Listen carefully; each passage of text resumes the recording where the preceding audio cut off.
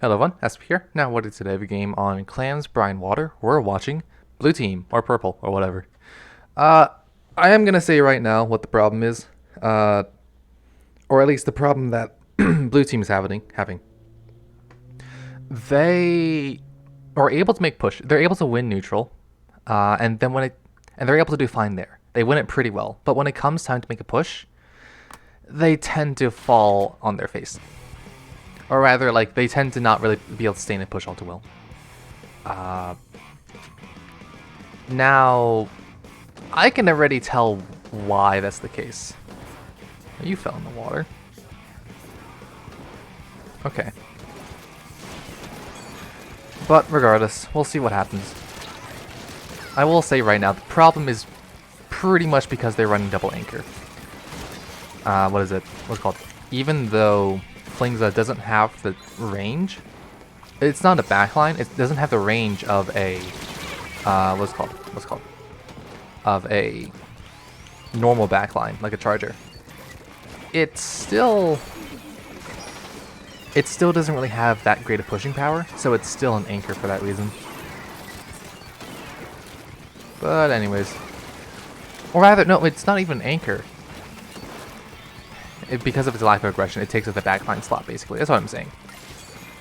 Let's see. Now, we do see that you're pushing up. Really fumbling with the ball, and now... Is this guy taken out? No. Yeah. Okay. And things kind of just collapsing.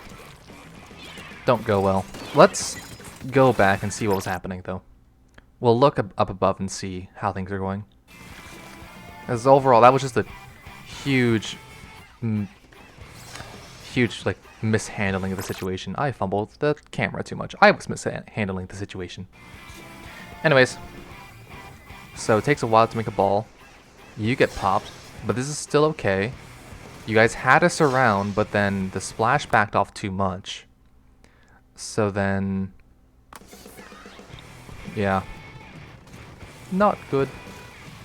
What I'll mention though, if you're having a pushing problem, the main thing you can do is you have two options.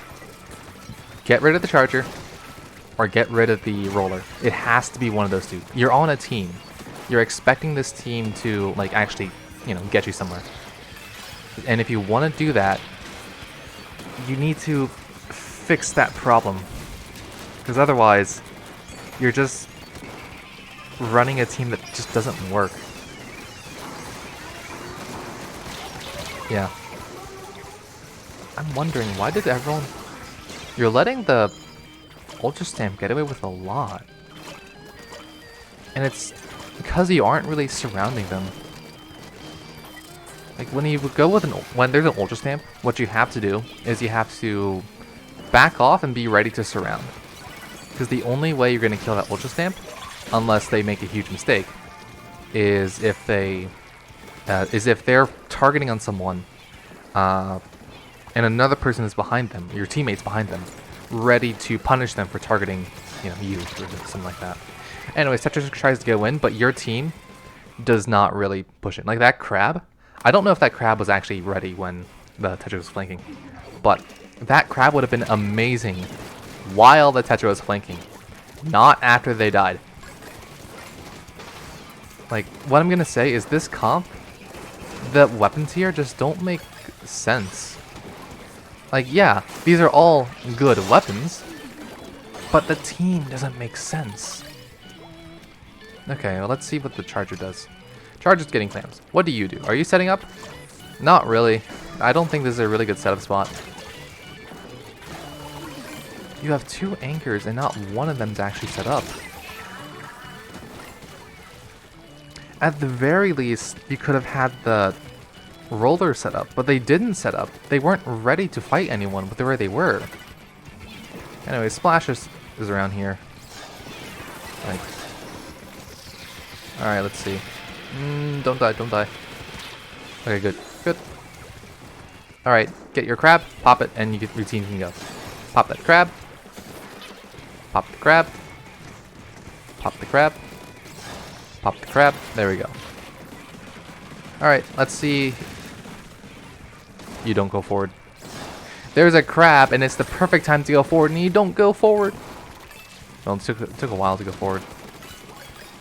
Hold on, did you just... Your charger you can't really expect your charger to win a fight on their own. You pretty much always have to help him. You pretty much, especially at that range. At that range, okay, so you're hard focused on scoring. So let's go back a little bit.